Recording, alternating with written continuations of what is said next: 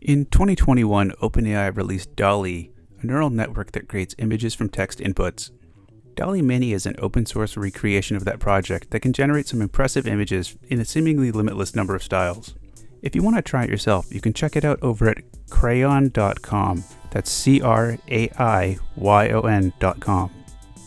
You can use it to create beautiful creations like these, where I try to generate Minions characters created by H.R. Giger.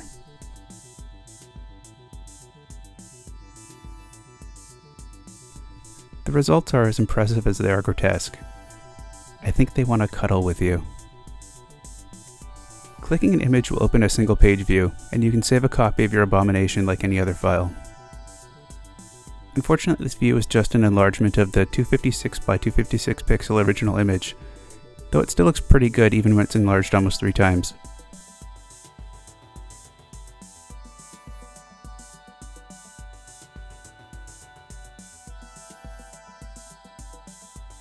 Slightly altering your prompt can often completely change the style of image generated.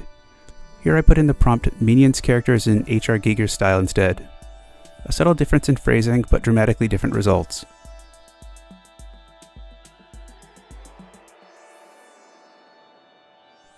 Some of these definitely fit the description.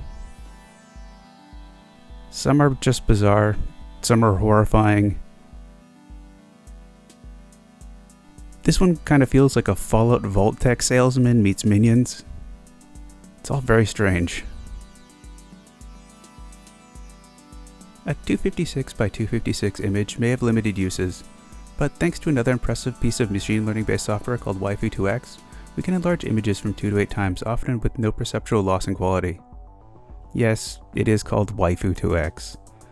It was originally intended for use with anime images or videos, though it seems to perform pretty well with any image, with varying degrees of success. The software is still in active development and can be downloaded over on the author's GitHub page. A simple download and install is all it takes to get it running on a Windows system. So here's the before images, downloaded as 256 by 256 JPEGs, and opened in the free image viewing app FFMpeg. Simply zooming in on these images any more than this with no interpolation will really just emphasize the defects and noise. So to try to overcome that, I'm going to run these images through Waifu2x and we can see how it performs.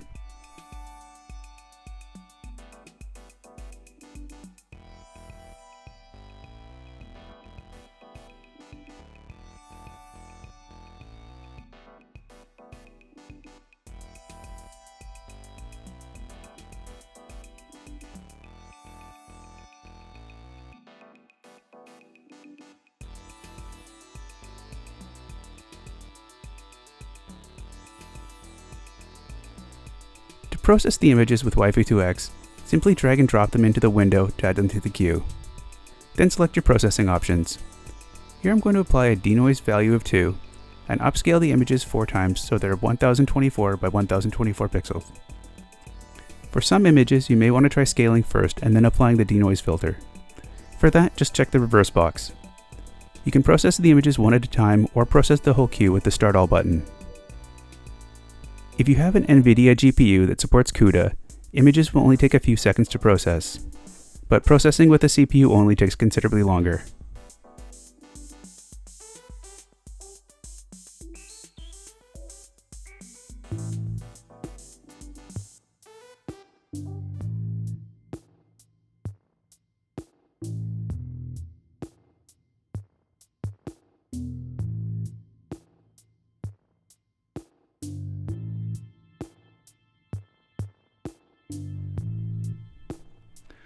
While the results are subjective, I think there's a lot of utility in the software. Blowing the image up from 256 by 256 8 times to 2048 by 2048 is a pretty extreme increase, so you may find that using the denoise filter before the huge scaling eliminates too much of the detail from the image.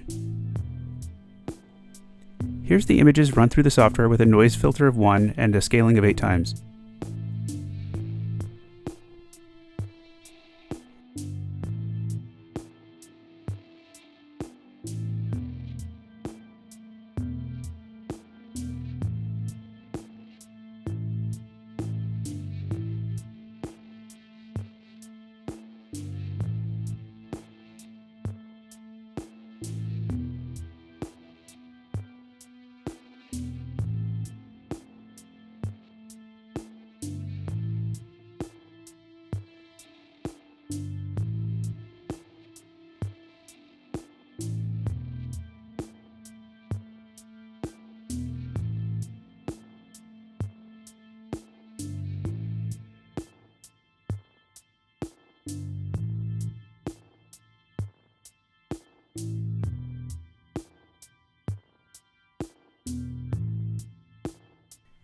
Now, this next bit has nothing to do with machine learning or artificial intelligence, it's just kinda cool.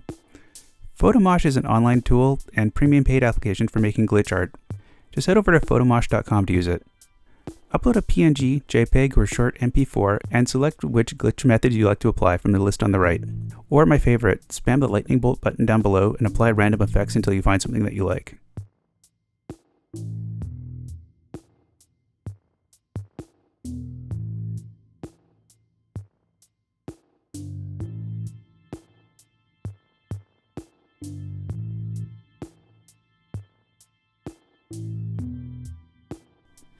To save the animation, select either a GIF or webm, and then select the record button to save the file.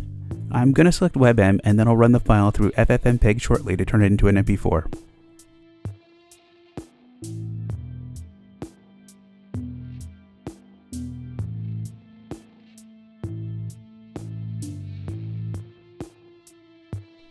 I'll link to the download site for the Windows builds of FFmpeg below, and I believe you'll need the full build for this, but if the essential build works, maybe someone can let me know down below in the comments.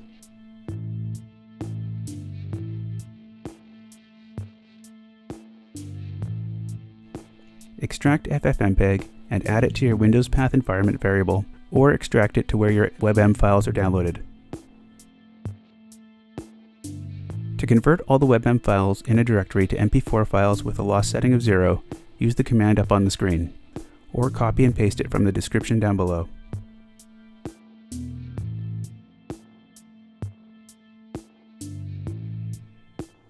The result of the FFmpeg output is a short MP4 file that can be easily looped for glitch animations.